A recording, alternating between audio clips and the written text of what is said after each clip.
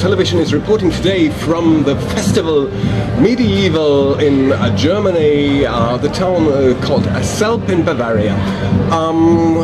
Beside me there are some special guests from the land down under called Australia.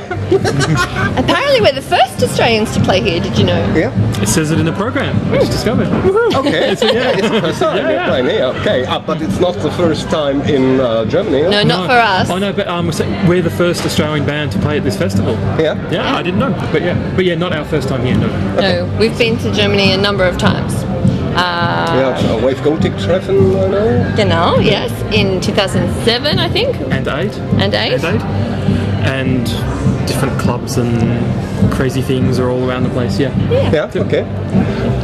The fans know the band is called Dandelion Wine. You know, this is Naomi and Nicholas. And I'm happy to get this interview today. How did you arrive? Today, we drove up from Berlin today. From Berlin, yeah.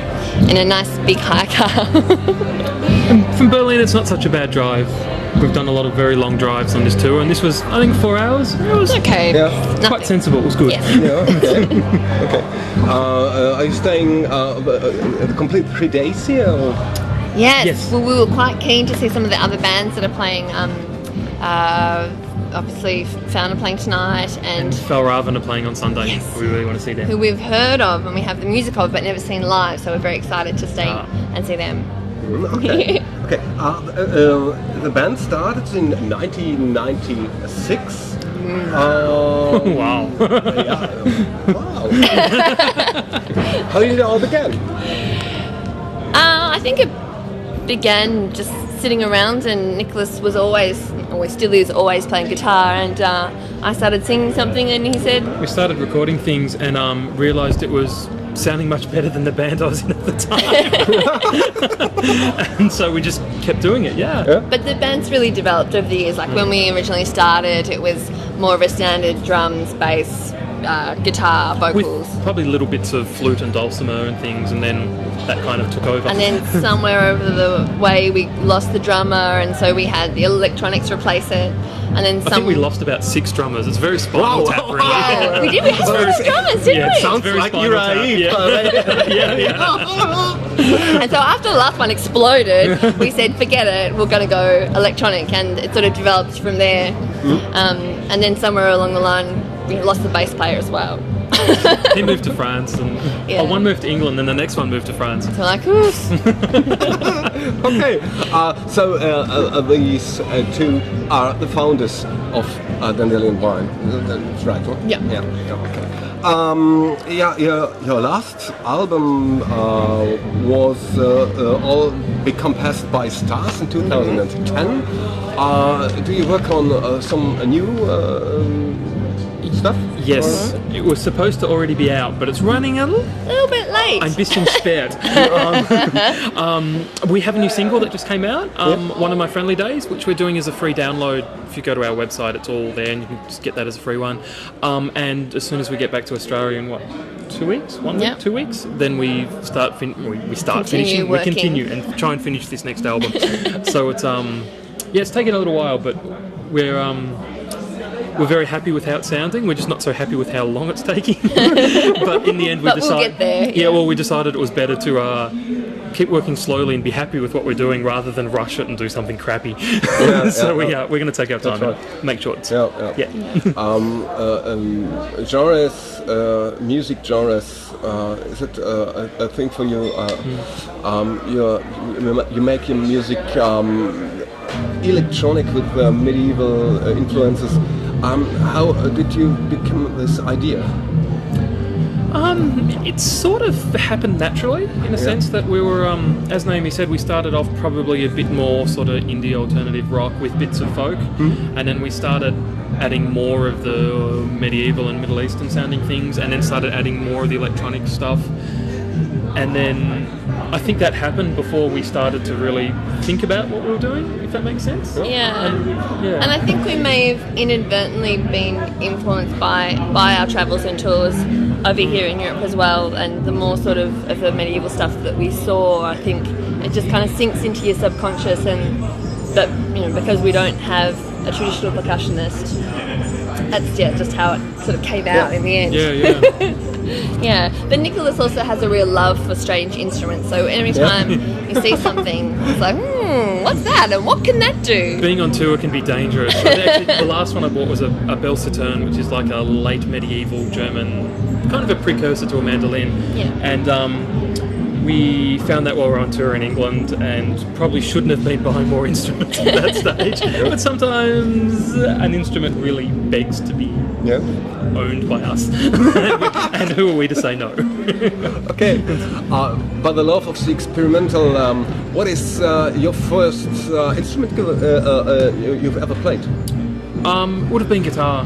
I started when I was a child in primary school. Was that Grundschule? Is that the call? Yeah.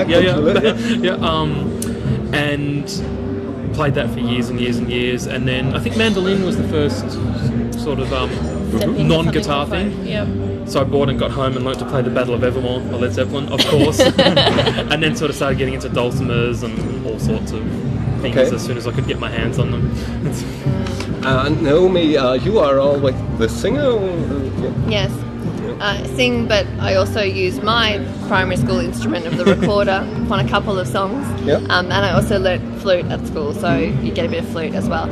And I have an electronic hand percussion, which fascinates a lot of people because I guess from stage it just looks like a white box and what's she doing? And suddenly it sounds like tablas or darabukas or something. And so that's really cool because I can get a lot of different sounds only having to carry something this big. This is a big consideration when you have to come from Australia to play shows because airlines are very brutal with their luggage limits. And the more we can squeeze into the overhead thing, the better. Okay. It's gotten to the stage where there's some instruments that we have that we leave in Germany and we pick up each time we come here to tour, and it's crazy. Because we just can't take it all, so we leave it here. It has its own home in Berlin. Thanks to some friends of ours. Very nice friends. Okay, that's important. Yeah. What do you prefer, horse or car? Sorry? What do you prefer, horse or car? Oh. What's that? Horse or car? So, what do you prefer? Horse as in... Okay. Fair. So, as a mode of transport, or as something to general own? Like, in what regard? Well, what do you like to travel with? I would, for example, I would like to say horse, but my experience of riding horses was awful. The horse just didn't like me. No, but it just ran at a fence with me. I fell off a horse. I had to say car as well. And with this many instruments, the bigger the car, the bigger the van, the easier it is to pack. But you didn't really hurt. It hurt.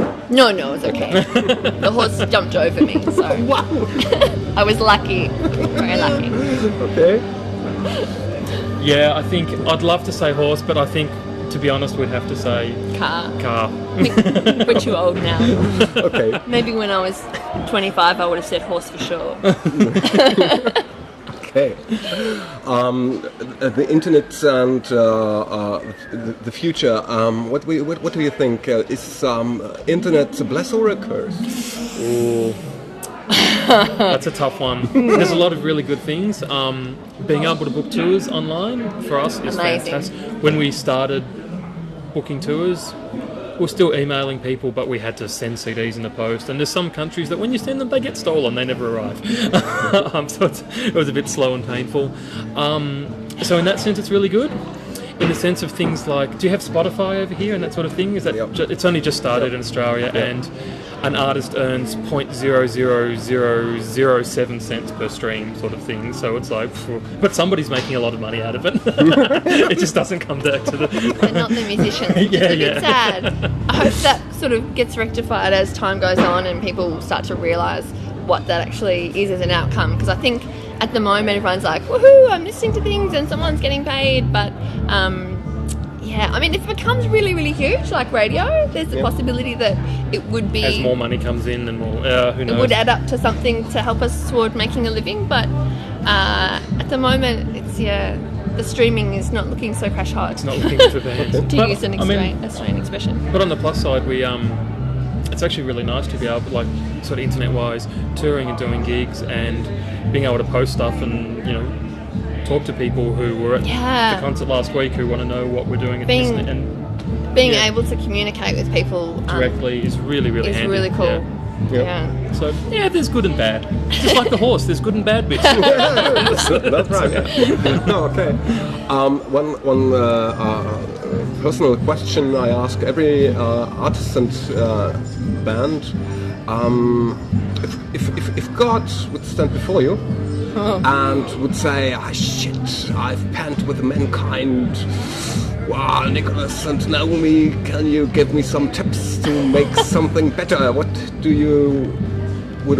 would you answer? Whoa. Move Australia closer to Europe. That would be really helpful That to solves our us. problem. That's all. That's a good one. I think it would be really cool if God could give everyone the power to stand in someone else's shoes. Not only the power, make them do it. So I think most of the problems in the world come out of not understanding or appreciating someone else's point of view or someone else's beliefs. So, you know, if you could go and become someone on the other side of the war, maybe you wouldn't go to war. Maybe. That would be my suggestion to God. Okay. Yeah, I like that. I don't know how to top that. Other than I still like the idea of moving Europe, or like moving Australia That's closer to good. Europe. That's If we a could good just one. sort of tow it into the ocean off Portugal, maybe, and we could. Oh, and maybe if you could just get rid of the two political leaders in Australia at the moment and put some people with brains in, that would be good too. There's an election today, or it'd be today this time now in Australia, and we don't. It's embarrassing. But I'm very happy to be at a festival eating pig off a spit and drinking mead, rather than Having to vote. line up to vote in Australia. Or Watching the television going, "Ooh." None of it exists. We're here in Selb. There's plenty of So mead. good. There's everything we need. There's amazing bands for us to go and watch. It's all fine. That's great. Your first impressions of these festival? We only sort of just walked through the car park and up here, but it looks pretty amazing.